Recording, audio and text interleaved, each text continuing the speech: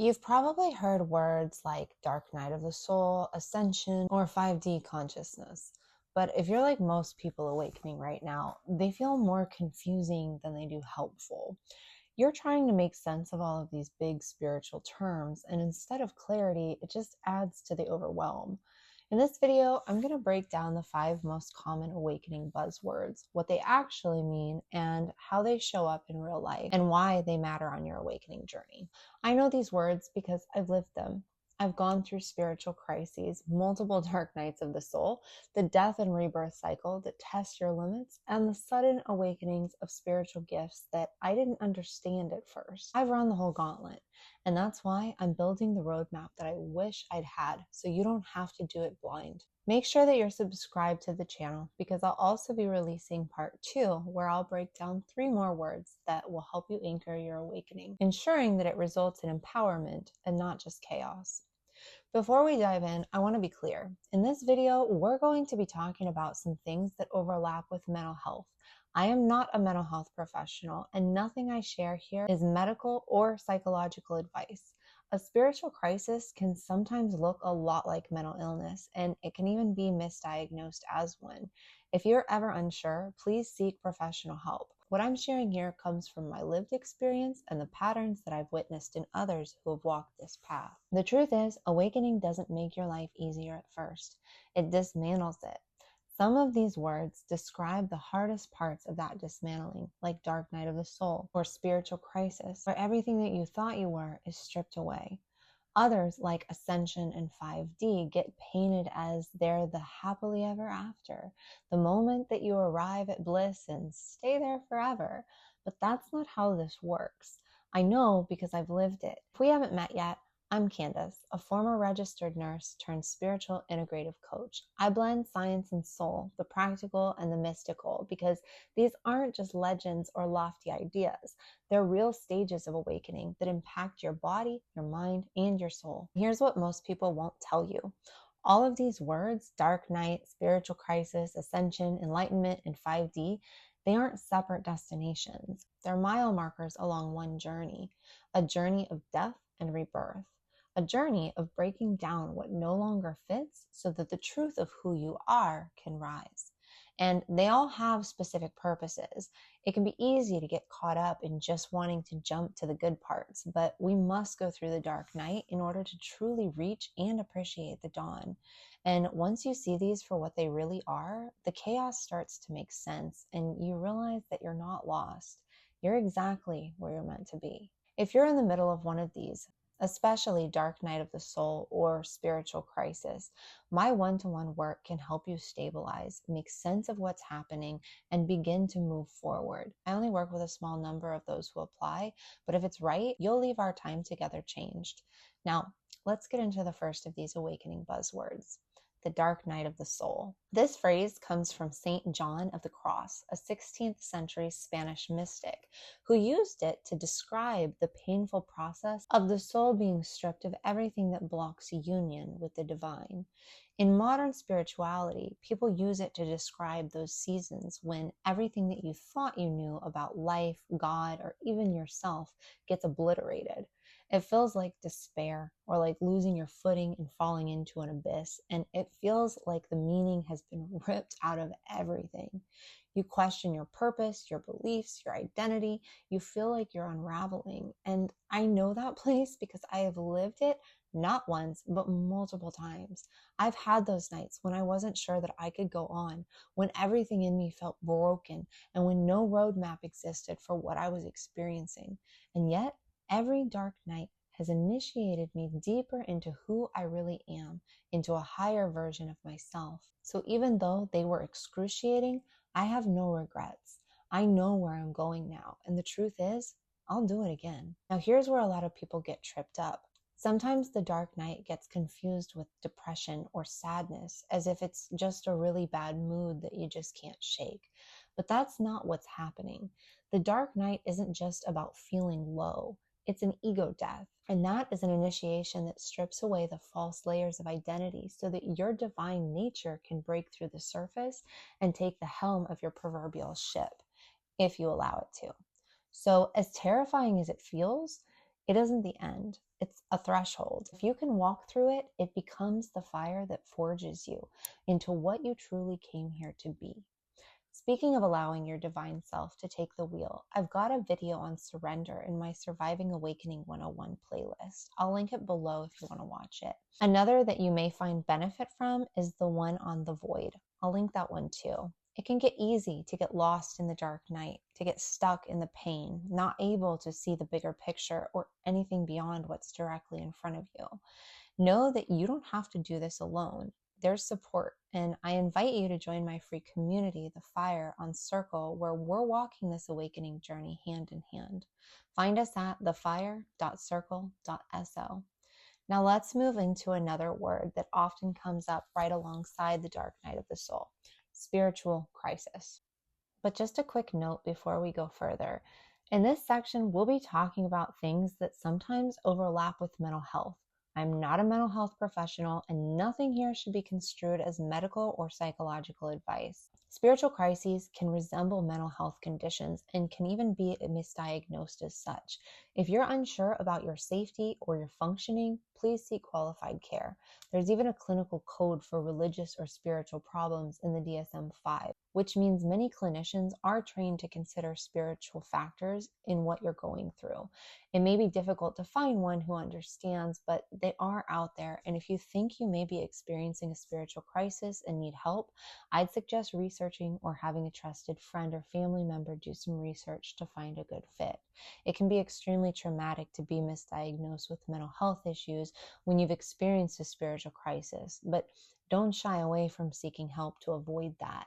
I assure you, anything can be fixed with time and effort, so don't avoid help even if you find the wrong professional first. Now, here's how I define a spiritual crisis. It's an abrupt, overwhelming activation of your inner life and consciousness expanding faster than your current mind-body system can comfortably integrate. So it glitches and you end up with some uncomfortable symptoms. In transpersonal psychology, it's often called spiritual emergency because it's both a crisis and a potential emergence into a larger you. It can look and feel like sudden gifts coming online that don't feel like gifts at first, knowing things you didn't learn, heightened intuition, powerful synchronicities, symbolic dreams, or waking visions. It can look and feel like sensory or energetic shifts, inner heat, electricity surges, pressure up the spine or in the head, vibrations, ringing, tingling, time distortions, or feeling unreal, also known as derealization. Some people call this a Kundalini-like activity, or you may experience perceptual and meaning changes, seeing patterns behind events, feeling the veil thin, or suddenly recognizing systems of harm in ways that can tip into paranoia and panic if you're exhausted, overstimulated, or alone in it.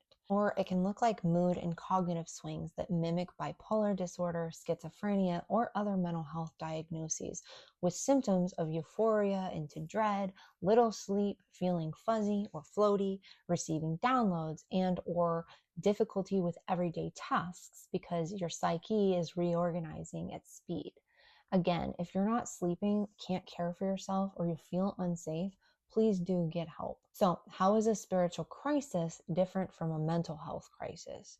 The truth is, sometimes they can look really similar, which is why discernment and support are so important here. Here's one way that people describe the difference. A spiritual crisis usually happens in the context of awakening. It might follow a spiritual practice, a powerful insight, or a traumatic life event that shakes your foundation. And often in the middle of the chaos, there's a small part of you that knows something unusual is happening to me. This isn't just random. But your functioning usually doesn't collapse completely. That doesn't mean that it isn't serious or that you don't need help. It just means that sometimes what you're experiencing is less about illness and more about your system restructuring at a deeper level. And you can still really benefit from skilled and grounded support. Honestly, often the difference can't be found in the moment. Mental health disorders tend to be ongoing, and a spiritual crisis should stabilize and should reach a new level of normalcy in time without medical intervention. That doesn't mean that you won't need therapeutic intervention. You know yourself best, but I want people to know about this because it is real. It is different than mental illness, and it doesn't get talked about enough, mostly because it's such a sensitive and complex subject. But let me say this, not everyone experiences a spiritual crisis. It can coexist with a dark night, and it can precede it or follow it. And for many people, it passes once the system stabilizes and meaning is made of it. It's not a badge or a failure. It's a stage that some people go through on the way to deeper alignment. When you're in the middle of a spiritual crisis, sometimes the most important thing is just finding a way to ground yourself in the moment. And there's a few simple ways that you can do that. First, you may need to re-enter your body. That can look like slowing down your breathing, making your exhale a little longer than your inhale, letting your feet press into the ground, grass or dirt if you can. Hold something cold in your hands, splash water on your face, or take a shower and really notice the water running down your body. Eat something simple and grounding like protein with a little salt, and drink water. And if your body will let you, take short naps to reset. Second, you may need to re-enter the world around you. Get some sunlight on your skin. Go for a short walk, even barefoot if that feels good. Move your body gently, stretch, sway, nothing intense. Talk briefly with someone stable and safe, and try cutting back on stimulants. Less caffeine, less doom scrolling, less of the media that keeps your system hyped up. Third, re-enter meaning gently. That can look like journaling 3 solid facts about the present moment. Where am I? What do I see? What's actually happening right now? It can look like noticing the sensations in your body and naming them out loud. And it definitely means postponing big life decisions until you've had several nights of good sleep and your system feels steadier.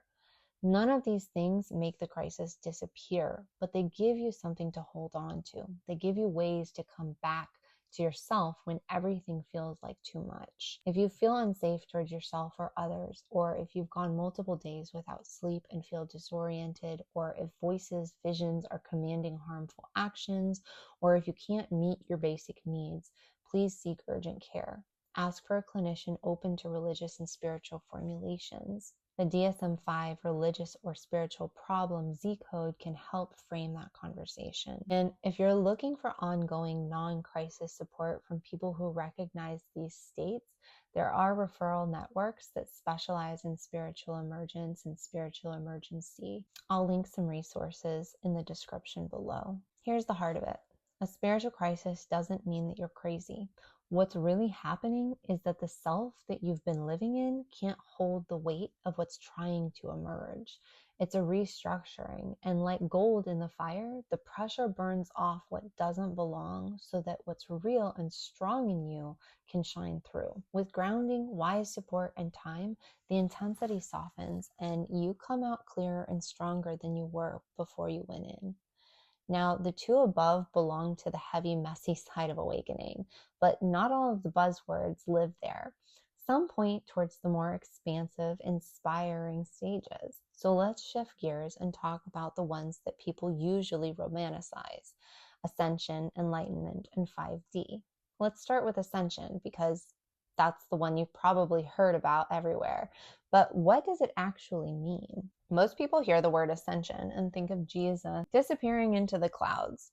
I'm not here to hand you absolutes about what did or didn't happen 2,000 years ago. There's stories in other traditions too, like Tibetan cases where teachers' bodies are said to have dissolved. I'm not saying that that's impossible. I'm saying that the ascension I'm talking about, the way that I teach it, isn't about escaping your body or leaving Earth behind. It's about rising in consciousness while staying fully human. Here's the frame that I'm working from based on years of research and lived experience. Heaven and hell aren't places. They're states of consciousness. We can drop into them or rise into them right here in this life. And that idea isn't limited to one tradition. In Hermetic philosophy, one of the oldest teachings says, all is mind. In other words, the whole universe exists inside consciousness. In Kabbalah, creation is described as flowing out of Ein Sof, the infinite, limitless awareness that emanates everything. Plato talked about the world's soul, the idea that the cosmos itself is alive and intelligent, and Manly P. Hall, in The Secret Teachings of All Ages, describes the universe as animated by that same living soul. These aren't fringe ideas. They've been echoed across cultures for thousands of years. Even modern physics hints at this. Einstein said, reality is merely an illusion, albeit a very persistent one. And that's the point. If all is consciousness, then reality is fluid, but it's not random. We've collectively agreed on a set of rules to live and grow inside of, the rules of the 3D world: gravity, time, cause and effect. These are agreements of this plane. So ascension isn't about escaping the 3D or bypassing it. It's about shifting the state of consciousness you're operating from while still living inside these rules. Now, a lot of teachers today describe ascension like it's a total break from the 3D reality into some permanent state of 5D bliss. I don't see it that way. What I see is a collective shift, but not a clean snap overnight. Hindu philosophy talks about it as the movement of the yugas, ages that move from darkness into light. Right now, we're said to be leaving the Kali Yuga, the age of heaviness and confusion, and entering the Dvarpa Yuga, where things begin to lift. Astrology mirrors this with the transition of the age of Pisces into the age of Aquarius. Pisces was about faith and following.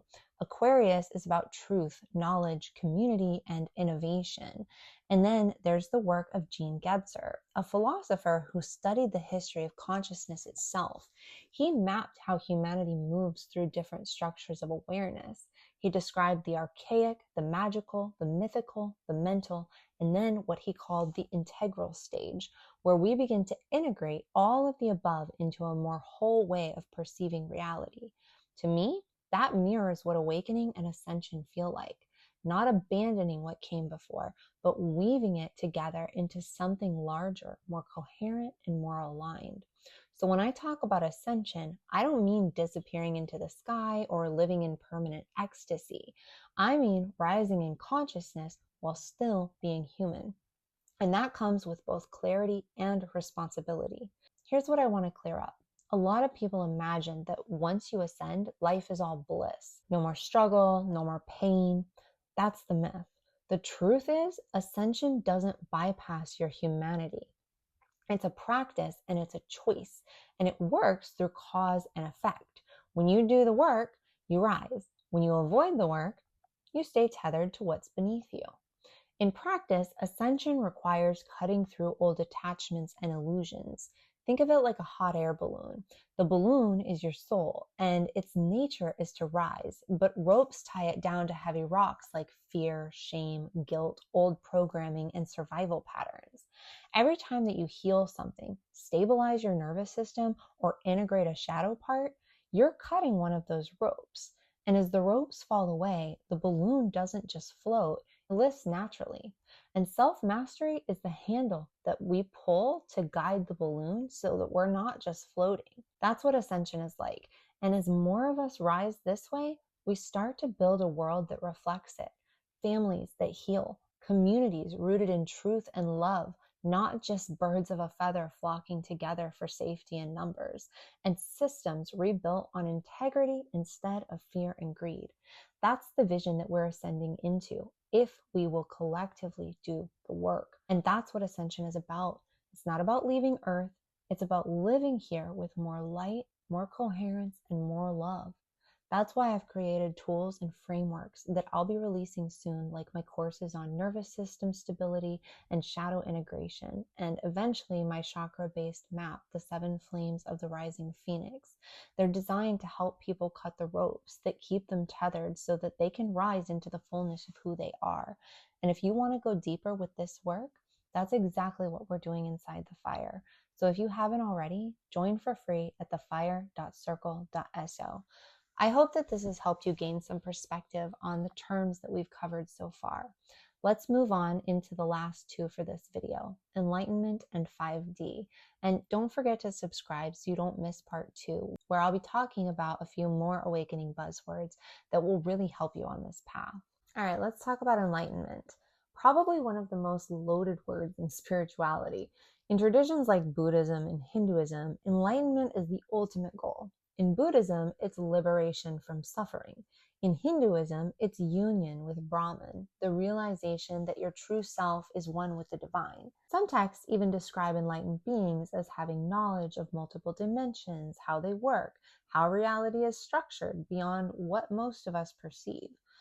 Because of that, a lot of people put enlightenment way up on this pedestal, like it's a final state that only monks or gurus can ever reach, where you float above the human experience and nothing ever bothers you again. Personally, I don't see it that way. To me, enlightenment is expansion of awareness. Awakening leads to a certain level of enlightenment. You suddenly see more of the truth than you did before.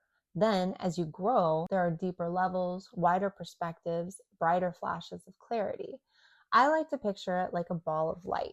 Even a small ball of light is enlightened. It's shining, it's awake, but as it grows brighter and brighter, it illuminates more of what's around it. That's how I see enlightenment. Not a single destination, but degrees of awareness, degrees of light. So yes, some traditions frame enlightenment as transcending humanity, but I believe that it can also be lived right here in the middle of 3D life. It shows up in moments of clarity where you see connections you didn't see before, where love is the only thing that makes sense.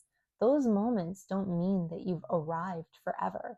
They mean that you've touched a higher state, and each time that you integrate that, your everyday life gets lighter, clearer, and more aligned. For me, that's the real gift of enlightenment. It doesn't mean escaping your human experience. It means bringing that awareness into your human experience, blending the mystical and the practical. That's how the light grows brighter, not by leaving the world behind, but by learning to live in it with more clarity and compassion. And I don't believe that you have to leave everything behind and live in a monastery meditating for 23 hours a day to achieve some form of it. Now let's talk about 5D, because this one gets thrown around constantly in awakening circles, usually right alongside Ascension. When people say 5D, they're talking about fifth dimensional consciousness, a state of unity, unconditional love, and collective awakening. But just like with enlightenment and ascension, it often gets misunderstood. Some describe 5D like it's a separate place that you can go to, or like the Earth is literally going to split into two timelines, a 3D Earth and a 5D Earth, and you'll never see certain people again. Years ago, I even read a post from someone saying that their spirit guides invited them to leave 3D and step into 5D, but they chose to stay behind for their family. Here's the thing. 5D isn't leaving 3D. It's not disappearing into a new planet or vanishing from this one. It's a state of consciousness. It's expanding your awareness into greater love and unity while still being right here in human form. That means someone can be living in 5D and standing next to someone in 3D, and they're both looking at the same exact world. Picture it like this. Two people are standing side by side looking at a statue. The person in 3D might focus on the cracks in the stone or complain about how it's blocking their view or argue about what the statue represents. Their perspective is limited to the immediate details and whatever emotions those details trigger in them. The person in 5D is looking at the same statue, but from a different state of consciousness. Instead of getting caught in the cracks or the arguments, they see the beauty, the symbolism, the way it connects to something larger. They make meaning from a place of unity and love, not fear and separation. The statue hasn't changed. The difference is the consciousness of the people who are perceiving it have. This is why 5D doesn't mean constant bliss. That's the myth. The truth is, 5D is a practice of returning again and again to unity and love, even when lower consciousness would be easier. People in 3D often suffer more because they can't see beyond their immediate circumstances. People in 5D can hold a higher perspective. They still feel sadness, anger, and grief, but they relate to those emotions differently. They experience more peace because they see from a wider lens. And this isn't a rapture or a cosmic eviction notice. We don't leave 3D for 5D. We embody 5D while we live in 3D. I know because I've made that shift myself. I entered 5D consciousness while my husband was still living very much in 3D. Our perspectives became so different that eventually we separated. Not because one of us disappeared, but because the way that we related to reality had diverged so much.